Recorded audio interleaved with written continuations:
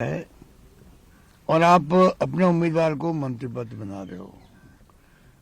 मंत्री को तो जब मंत्री होता भी है, चुनाव लड़ता है, तो ना तो डाक बंगला रुक सकता वो, ना गाड़ी घोड़े काम दे सकता है। तो मैंने पहले ही कह दिया था अब हमारी शानदार जीत होगी मंत्री पद बनने के बाद। इस चुनाव ने कई संदेश दे दिए बीजेपी को भी, और मैं समझता हूँ कि जनता समझ गई है कि सरकार बनने के बाद में भी हमारी ताकत कम नहीं हुई है, और इसका फायदा में मिलेगा पार्लियामेंट चुनाव के अंदर। एक सवाल ये है सर कि आज जो बातचीत कर रहे हो पार्लियामेंट चुनाव के अंदर भी आप देखेंगे लोग समझ गए हैं सरकार इनकी बन गई, मंत्रिमंडल बनाने देरी हुई, पोर्टफोलियो बनाने में 7 दिन लगा दिए। ये कुछ सरकार चलाने के तौर तरीके हैं क्या? ये तो जनता का इम्प्रेशन पहले ही चला गया गलत, वो भी एक कारण है हमारी जीत का।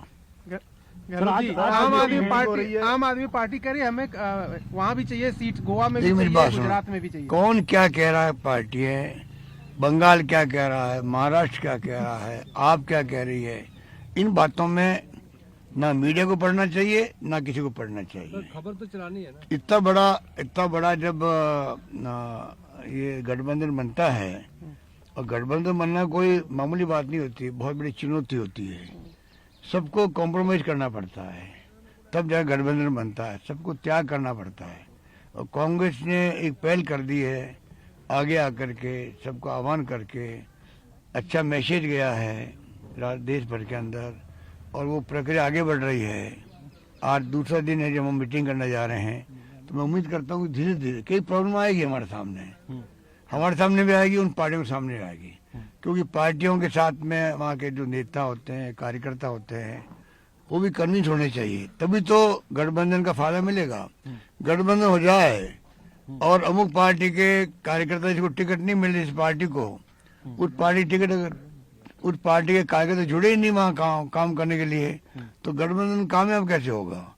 तो सारी बातें देखनी पड़ती है कि टिकट भी मिले, जिस पार्टी को टिकट मिले, और गठबंधन में दूसरी पार्टी वहाँ पर है जो टिकट नहीं मिला है, उस पार्टी कार्यकर्ता भी उनके लिए लग जाए काम करने के लिए, तब असली गठबंधन का मतलब होता है। तो हम उम्मीद करते हैं कि जो चैलेंज हमारे सामने है इन लोगों का, जो लोकतंत्र की हत्या कर रहे हैं, जो संविधान की धज्जियां उड़ा रहे हैं, देश को बर्बाद कर रहे हैं, और खाली अपने भाषणों से और सत्ता के बल प्रयोग से एक तरफा चंदा लेने वाली पार्टी बन गई है। पूरा देश चिंतित इस बात को लेके, बोल नहीं पा रहा डर के मारे। तो मैं समझता हूँ कि उन सब की धज्जियां उड़ रही है, और गठबंधन कामयाब हो गया तो आश्चर्य की बात नहीं होनी चाहिए कि अगली बार मोदी जी सरकार ने बना पाएंगे। पंजाब में कांग्रेस त्याग को तैयार है सर। जेडीयू कह रही है कि जल्दी हो जाना चाहिए फैसला। सर मीटिंग की फोटो अशोक सर जेडीयू कह रही है जल्दी